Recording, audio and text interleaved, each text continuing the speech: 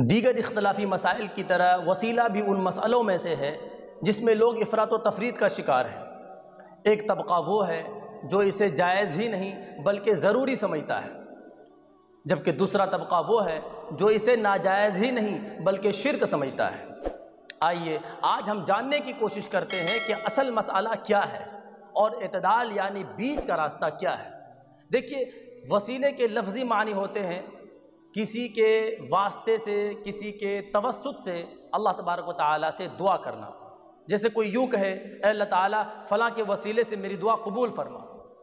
اس کی دو قسمیں ہیں، ایک ہے وسیلہ بالاعمال، یعنی اپنے کسی نیک عمل کے ذریعے، اپنے کسی نیک عمل کے وسیلے سے اللہ تبارک و تعالیٰ سے دعا کرنا۔ یہ وسیلہ بالاتفاق جائز ہے، اس میں کسی کا اختلاف نہیں ہے۔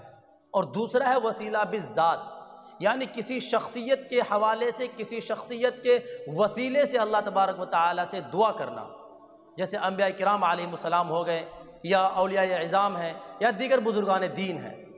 اصل اختلاف اس میں ہے۔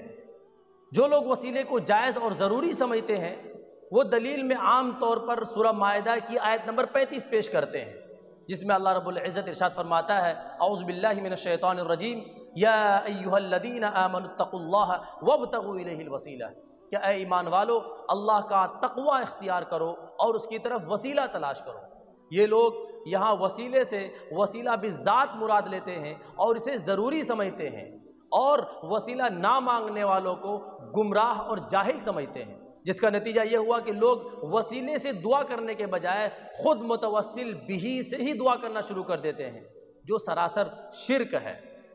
اور دوسری طرف جو لوگ وسیلے کو ناجائز اور شرک سمجھتے ہیں وہ اس آیت کریمہ کو وسیلہ بالاعمال پر محمول کرتے ہیں اور کہتے ہیں کہ اس آیت میں وسیلہ بالذات نہیں بلکہ وسیلہ بالاعمال مراد ہے۔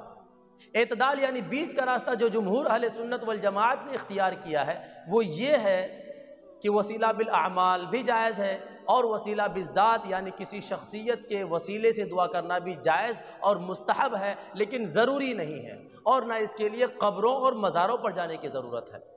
وسیلہ بالاعمال کی دلیل سورہ مائدہ کی وہی آیت نمبر 35 ہے، جس میں اللہ تعالیٰ ارشاد فرماتا ہے، اے ایمان والو اللہ کا تقوی اختیار کرو اور اس کی طرف وسیلہ تلاش کرو۔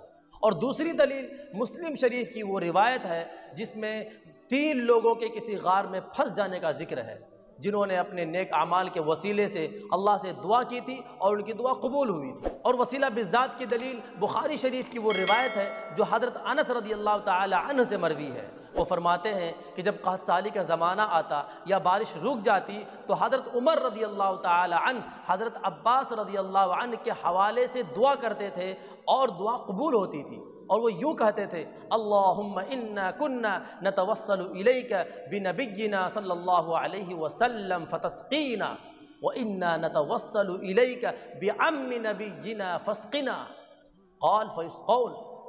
حضرت عمر دعا کیا کرتے تھے، اے اللہ تعالیٰ جب تیرے حبیب ہمارے درمیان موجود تھے تو ہم ان کے وسیلے سے دعا کرتے تھے اور تو ہماری دعا قبول فرماتا تھا، آج ہم تیرے حبیب کے چچا کے وسیلے سے دعا کر رہے ہیں تو ہماری دعا قبول فرما۔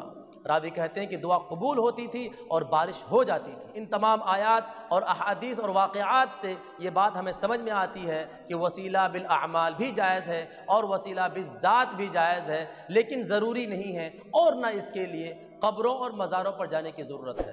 اور جو لوگ وسیلے کے بغیر دعا کرتے ہیں ان کی دعا بھی ایسے ہی قبول ہو جاتی ہے جیسے کہ وسیلے کے ساتھ دعا کرنے پر دعا قبول ہوتی ہے۔